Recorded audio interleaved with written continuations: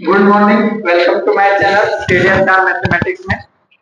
तो कल तुम लोग को जो ज्योमेट्री हम लोग शुरू किए थे, तो ज्योमेट्री में रेखा हम लोग पढ़ चुके हैं ना।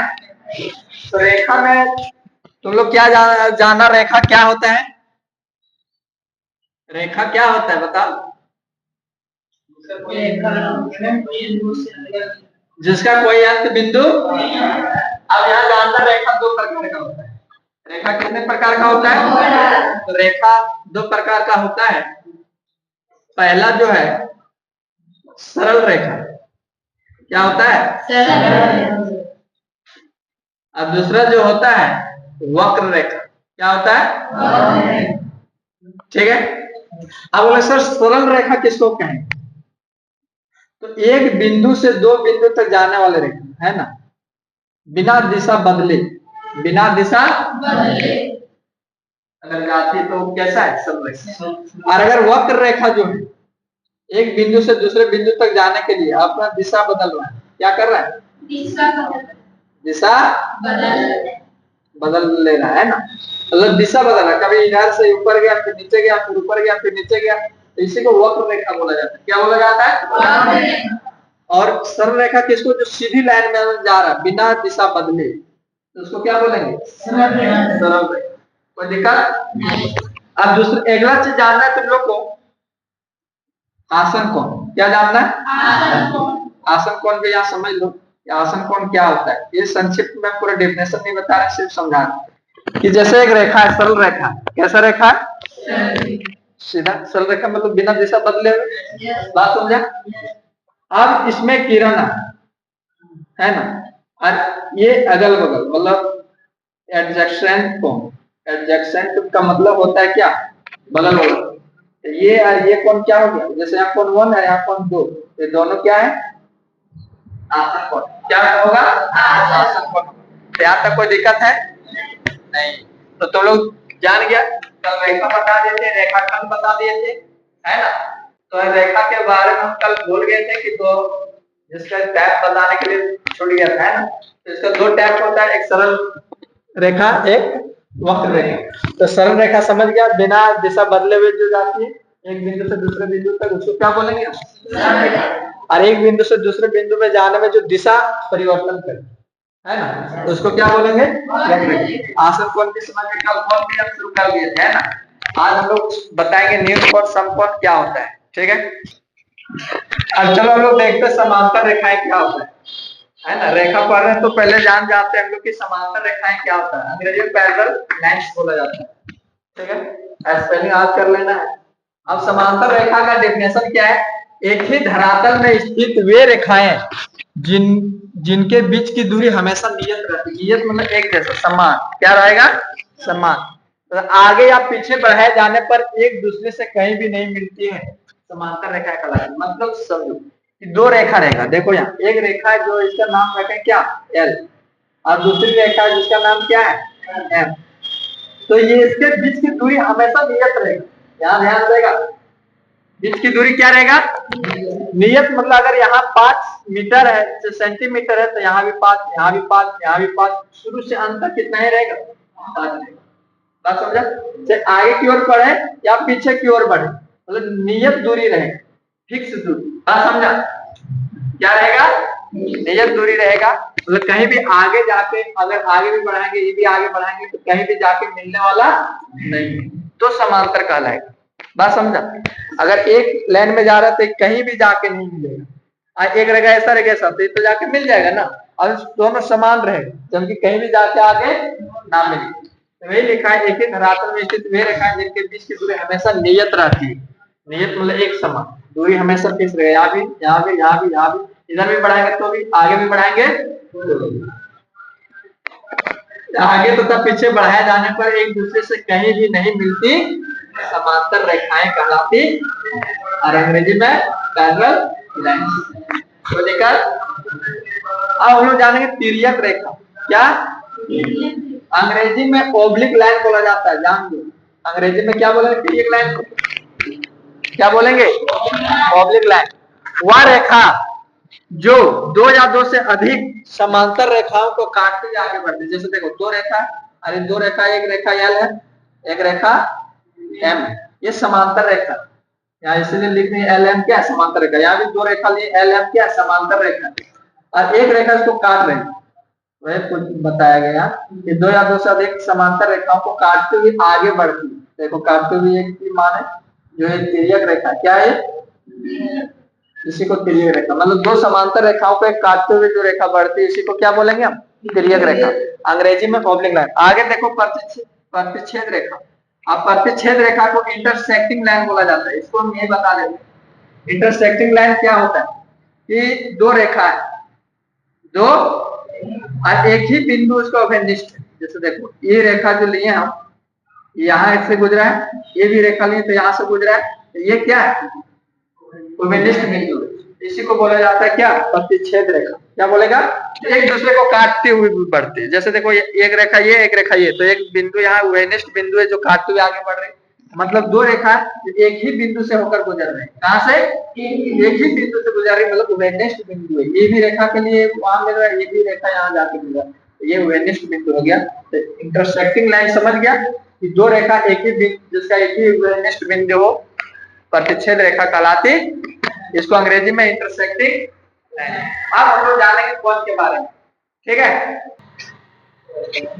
चलो अब समकोण के बारे में हम लोग जानेंगे।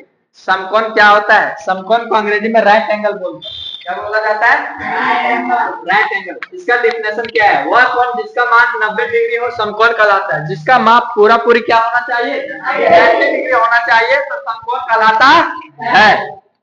अब जानेंगे न्यून कोण। न्यून कोण को अंग्रेजी में एक्यूट एंगल बोला जाता है। क्या बोला जाता है, तो वह कोण जिसका माप 0 डिग्री से बड़ा तथा 90 डिग्री से छोटा हो न्यून कोण कहलाता है। मतलब 0 से बड़ा होना चाहिए और 90 से छोटा होना चाहिए तो न्यून कोण होता है। मतलब 0 से जितना भी बड़ा होगा, या मान लो थीटा है, और 90 से छोटा होना चाहिए। और ये पूरा पूरी कितना होना चाहिए, कोई भी थीटा एंगल है तो उसका किसके बराबर होना चाहिए, 90 के बराबर होगा तो समकोण होगा। और 0 से बड़ा होगा और 90 से छोटा होगा तो क्या होगा, क्या होगा, न्यून कोण। अगर 1 डिग्री बोला जाए तो ये भी न्यून कोण, अगर 89 डिग्री बोला जाए ये भी न्यून कोण। मतलब 89 डिग्री तो 0 से बड़ा है, 90 से छोटा है तो न्यून कोण होगा। बात समझा। और अगर हम बोल दें 75 डिग्री तो कौन कौन होगा, 0 से बड़ा है 75 और 90 से छोटा है, न्यून कोण, अंग्रेजी में एक्यूट एंगल। तो इसका डेफिनेशन याद करना, वह कोण जिसका माप 0 डिग्री से बड़ा और 90 डिग्री से छोटा हो न्यून कोण कहलाता। और जो पूरा पूरी 90 डिग्री हो क्या होगा, समकोण होगा। एक कोण मतलब 90 डिग्री होगा तो समकोण होगा। बात समझा। अब अधिक कोण क्या है, अधिक कोण को ऑब्ट्यूस एंगल बोला जाता है। अंग्रेजी में क्या बोला जाता है, ऑब्ट्यूस एंगल। वह कोण जिसका माप 90 डिग्री से बड़ा तथा 180 डिग्री से छोटा हो अधिक कोण कहलाता है।